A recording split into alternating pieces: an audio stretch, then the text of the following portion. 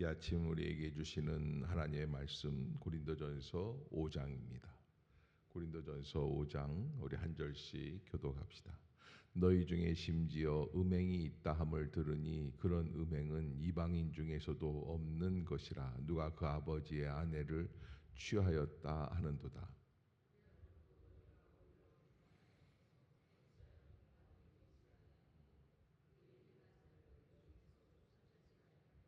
내가 실로 몸으로는 떠나 있으나 영으로는 함께 있어서 거기 있는 것 같이 이런 일 행한 자를 이미 판단하였노라.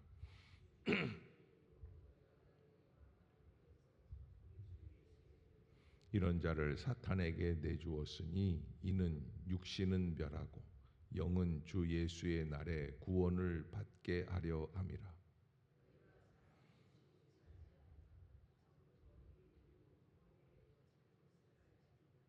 너희는 누룩 없는 자인데 새 덩어리가 되기 위하여 묵은 누룩을 내버리라. 우리의 유월절 양 곧 그리스도께서 희생되셨느니라.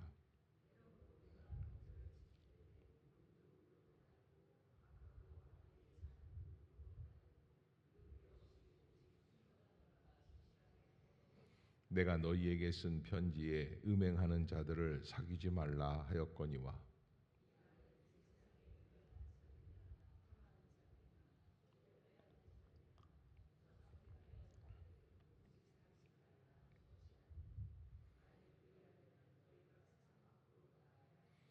이제 내가 너희에게 쓴 것은 만일 어떤 형제라 일컫는 자가 음행하거나 탐욕을 부리거나 우상 숭배를 하거나 모욕하거나 술 취하거나 속여 빼앗거든 사귀지도 말고 그런 자와는 함께 먹지도 말라 함이라.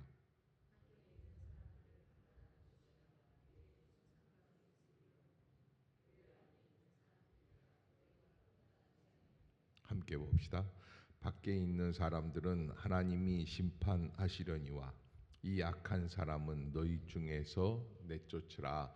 아멘. 할렐루야. 이 아침 죄전을 찾으신 여러분들에게 하나님의 은혜와 평강이 함께 하시기를 축복합니다. 고린도전서 1장부터 4장까지 교회의 분열에 대해서 바울파다, 게바파다, 그리스도파다 이렇게 나누었던 교회에 대해서 다시 한번 이제 5장에서는 죄와 싸워 나가는 거룩함을 지키는 교회가 되세요라고 하는 주제를 가지고 우리에게 말씀해 주고 있습니다. 이게 심각한 죄가 고린도 교회 안에도 내재되어 있다라고 하는데 한 가지 예를 들어서 어떤 죄가 있는가 하면은 아버지의 아내를 취하여 사는 사람이 있다. 당시에 로마의 영향을 받은 전 헬라 문화 속에는 성적인 타락이라고 할 수 있는 그런 성적 욕망, 욕구의 역사가 가득했었다. 이렇게 보게 됩니다. 그래서 당시에 철학자들이라고 하는 유명한 소크라테스 이런 사람들도 어떤 면에서는 소아성애자다 이렇게 얘기하는 그런 얘기들도 있을 정도로 당시의 헬라 문화에 있어서 성적 타락은 우리가 지금 생각하는 거하고는 비교도 할 수 없는 그런 일들이다. 그런데 이제 거기에 어떤 일이 있냐면 아버지가 여러 여자들이랑 이렇게 관계를 했는데 그 여자 중에 한 사람을 선택을 해서 이렇게 살게 되는 한 남자가 교회에 나오는 사람이었다. 이거는 분명히 영적, 육적 간음이죠. 잘못된 일이에요. 그런데도 불구하고 교회는 그 잘못된 사람을 치리하지 못한다는 거예요. 그러니까 죄가 있는 것뿐만 아니라 죄를 지었는데 죄를 죄라고 얘기하지 못하고 회개를 인도하지 못하고 있는 거예요. 그러니까 그 사람에게 죄를 회개하고 다시 한번 주님 앞으로 나올 수 있는 회개의 기회까지도 줄 수 없었다라는 것이 당시 교회, 고린도 교회의 문제였다. 왜 그러는가? 우리 편이기 때문에 또 같은 존재이기 때문에 그 사람이 하고 있는 일들이 친구기 때문에 용인하고 용납하고 그냥 이렇게 지나가는 거죠. 그러나 여러분 한 가지 중요한 거는 그 친구가 나에게 피해를 입힐 때는 어떻게 해요? 서로 싸우게 되는 거예요. 그래서 거룩이라고 하는 것은 예수 그리스도의 교회를 허물게 되는 잘못된 존재이기 때문에 이 거룩을 허물는 자들은 내쫓아야지 된다라는 얘기를 우리에게 해주고 있는 것입니다. 그래서 교회 안에 음행을 그래서 이런 사람들은 사탄에게 내줘라. 5절에 보면 이런 자를 사탄에게 내주었다라고 하는 건데, 내어준다라는 것은 저주가 아니라 교회의 보호와 교제를 잠시 끊어 세상 가운데서 자신의 죄를 깨닫게 하는, 그러니까 다른 말로 말하면 헌법에 보면은 우리 기독교 대한예수교 장로회 헌법에 보면은 7위에 대한 항목이 있습니다.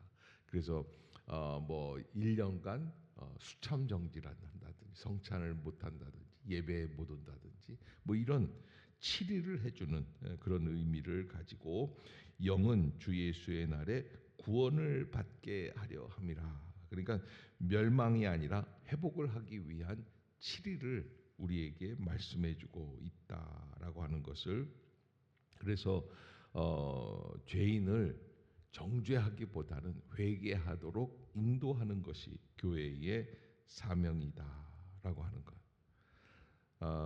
그러나 저도 무학교에 있을 때 죄인을 7위를 해본 적이 있어요. 그런데 그 안수 집사님이 한 여자 권사님이랑 바람이 나가지고 그러는 거를 이제 교회에서 7위를 하라고 그래서 안수 집사 직분, 권사 직분을 박탈을 했습니다. 교회에 못 나오게 출교를 했어요. 근데 그 과정에서 제가 대화를 하는데 그 박 집사님이라는 남자분이었는데 제가 왜 그렇게 했습니까? 그랬더니 그분은 회개하고 목사님 제가 정말 큰 잘못입니다 이러지를 않더라고요. 제가 사실은 그분보다 한 10년 젊었기 때문에 그랬는지 모르지만 저를 우습게 보신 거죠. 뭐라고 그러시냐면 이렇게 얘기하시더라고요. 목사님, 예수님도 사랑하라고 돼 있잖아요. 그런데 누가 봐도 우리가 육적인 그런 음행에 대한 사랑과 예수님이 우리에게 서로 사랑하라고 하신 말씀은 와닿지가 않는 거예요. 그런데 이런 게 있어요. 그 박 집사가 그 여자 권사님을 꼬인 거 동기 제일 첫 번째는 사랑은 사랑 같은 게 있어요. 왜냐하면 남편이 오랫동안 외국에 나가서 안 들어왔거든요. 그래 외롭거든요. 그래서 어떻게 했냐면 위로하는 목적으로 교구 목사도, 제가 그 교구예요, 저한테 얘기도 안 하고 신방을 간 거예요. 예수님의 마음. 근데 제가 봤을 때는 그냥 작정하고 한 거예요. 그런데 이런 모든 것이 이 죄라고 하는 역사 개념에는 뭐가 있냐면 항상 자기가 한 행동에 뭘 시킬까요? 합리화를 시키는 거예요. 핑계를 대는 거예요.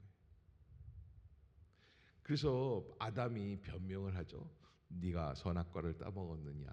그때 저는요, 아담이 만약에 제가 따먹었습니다. 모든 죄는 저에게 있습니다. 만약에 이런 식으로 하나님께 반응을 했다면 어땠을까? 아담은 어떻게 했어요?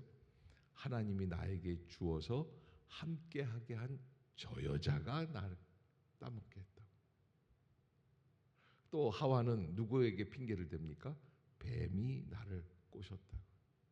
그러니까 이런 이 죄의 역사는 우리가 뿌리를 뽑는 게 쉽지 않습니다.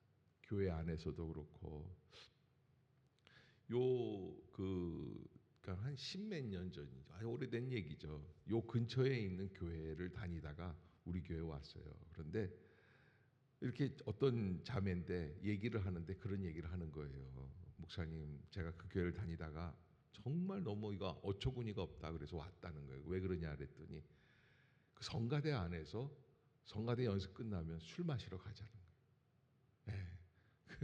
그렇게 공공연히 남자 형제들이 여자 자매들을 그렇게 유혹을 한다는 거예요. 네. 그래서 이거 진짜 큰일 났구나. 그런데 한 가지, 그런 일들이 벌어지는데 목사님도 그것을 치리를 못한다는 거예요. 왜? 그 교회 터줏대감들이거든요. 그거는 정말 하나님 앞에서 잘못된 역사들이다라는 것을 우리가 어떤 길에 이르르느냐라는 것을 잘 생각해보고 어떻게 해야지 될까 하는 것을 한번 볼 수 있는 마음이 있어야지 되는데, 우리가 하나님 앞에서 죄의 역사들을 끌어낼 때에 가장 중요한 것은 나는 어떤 존재인가라는 것을 한번 살펴봐야죠. 그래서 내 안에 있는 죄의 누룩이 다른 사람들에게 영향을 주는 것은 아닌가. 그래서 이 5절, 6절 한번 같이 한번 읽어봅시다. 시작. 이런 자를 사탄에게 내주었으니 이는 육신은 멸하고 영은 주 예수의 날에 구원을 받게 하려 함이라. 아멘. 자, 이렇게 해서 영적인 심판을 했습니다. 7일을 한 거예요. 참 잘했다 생각이 들 수 있습니다. 그러나 6절에 보면 이렇게 돼 있죠. 시작. 너희가 자랑하는 것이 옳지 아니하도다. 적은 누룩이 온 덩어리에 퍼지는 것을 알지 못하느냐. 그러니까 우리가 하나님 앞에서 내 안에 있는 누룩부터, 죄의 역사부터 내가 먼저 소멸해야지 돼. 그러기에 이런 치리에 대한 이야기를 하면은 야, 이제 그래 좋다. 누구든지 잘못한 사람들을 내가 잘라내야겠구나라고 할 때 조심해야 될 건 나는 하나님 앞에서 정결한 사람인가라는 것도 살펴볼 수 있어야지 된다. 동시에 두 가지를 다 볼 수 있어야지 돼요. 그러기에 하나님 앞에서 우리가 온전한 모습으로 하나님께 영광을 돌릴 수 있는, 그래서 7절에 보면 너희는 누룩 없는 자인데 새 덩어리가 되기 위하여 묵은 누룩을 내버리라. 우리의 유월절 양 곧 그리스도께서 희생되셨느니라. 그래서 묵은 누룩을 내버리라는 것은 죄의 역사를 벗어버리라 라고 하는 것이죠. 오직 하나님 앞에서 어떻게 생활을 해야지 되느냐. 8절 시작. 이러므로 우리가 명절을 지키되 묵은 누룩으로도 말고 악하고 악의에 찬 누룩으로도 말고 누룩이 없이 오직 6월절 행사 때 무교절이라는 기간이 있죠. 근데 이 무교절 기간에는 집안에 누룩이 없어야지 돼요. 그래서 집안에만 누룩이 없는 게 아니라 이스라엘 전국의 누룩을 없애요. 근데 이 누룩이라는 거는 빵을 만들 때는 필수잖아요. 그럼 이 누룩을 다 없애면 그 다음부터 뭘 해서 먹고 살겠어요. 그래서 누룩을 옆에 요르단이라는 나라 있잖아요. 빌려줬다가 뺏어요. 글로 치워버려. 그래서 이게 저기 뭐야 그쪽 땅에다가 요르단 땅에다가 창고를 지어놓고 거기다 갖다 집어넣었다가 다시 누룩을 갖고 오는 거예요. 그런데 그런 눈 가리고 아웅하는 식의 그런 이야기가 아니라 순전하고 진실함의 떡으로 하자. 그러니까 내일부터는 누룩을 먹어야 되는데 이걸 어떻게 해야지 되는가 뭐 이런 계산하는 누룩이 아닌 순전하고 진실함은 무슨 이야기를 하냐면 내가 온전해지는 것을 의미하는 거예요. 다른 사람들을 바라볼 게 아니에요.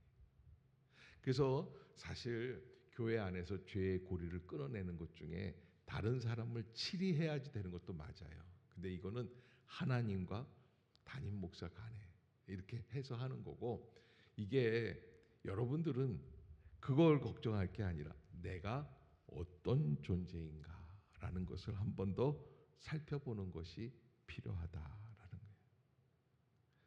저도 이렇게 목회를 하다 보면은 와가지고 갑자기 안 나타나던 사람이 나타나서 내 방에 들어오면 걱정이 돼요. 무슨 얘기를 하려고 그러나.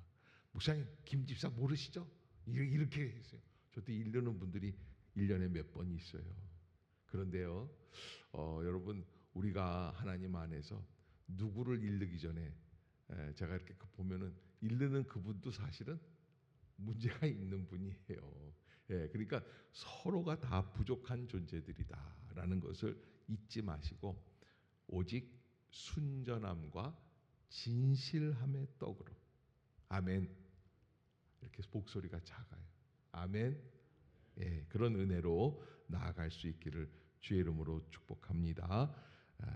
우리가 하나님 앞에서 온전한 모습, 그러면 어떻게 해야지 되는가? 9절에 보면 내가 너희에게 쓴 편지에 음행하는 자들을 사귀지 말라 하였거니와, 이 말은 이 세상에 음행하는 자들이나 탐하는 자들이나 속여 빼앗는 자들이나 우상 숭배하는 자들을 도무지 사귀지 말라 하는 것이 아니니, 만일 그리하려면 너희가 세상 밖으로 나가야 할 것이다. 그러면 어떻게 하라는 거예요? 11절. 자, 시작. 이제 내가 너희에게 쓴 것은 만일 어떤 형제라 일컫는 자가 음행하거나 탐욕을 부리거나 우상 숭배를 하거나 모욕하거나 술 취하거나 속여 빼앗거든 그런 자와는, 그러니까 교회 안에서 잘못된 사람들을 계속 그냥 덮어주고 있지 말고 사귀지 말라라고 하는 교제에, 이건 우리가 할 수 있는 최선의 방법이겠죠. 그런 모습들을 이야기하는 것을 보게 됩니다. 그래서 밖에 있는 사람들은 판단할 게 아니라 우리가 안에서 어떻게 신앙생활을 해야 될 것인가. 특별히 고린도 교회는 물이 지어져서 내 교제권에 서로 친한 사람들끼리 이러다가 보니까 문제가 생기게 되고, 그 같은 친구들끼리 안에서 잘못이 일어나도 그것을 치리할 수 없었던 일들이 벌어지게 되는 것을 보게 됩니다. 우리가 하나님 앞에서 어떠한 모습으로 살아가야 할까? 말도 많고 탈도 많았던 이 고린도 교회, 이 공동체의 영성, 이 공동체의 영성은 하나님의 은혜를 향하여 담대히 나아갈 수 있는 순전함과 진실된 믿음의 역사를 감당하는 그런 교회, 그런 공동체로 세워가는 것을 우리가 목표로 살아가야 할 것이다. 여러분들이 꼭 잊지 마시고, 나는 어떤 심령이 되어야 할 것인가. 그리고 특별히 새 사람은 그리스도의 피로 씻김 받은 깨끗한 새로운 새 반죽이 되어야 한다. 옛 죄의 습관을 버리고 새 삶을 살아나가야 한다라는 것, 여러분들이 꼭 기억하시기를 주의 이름으로 축복합니다. 기도하겠습니다.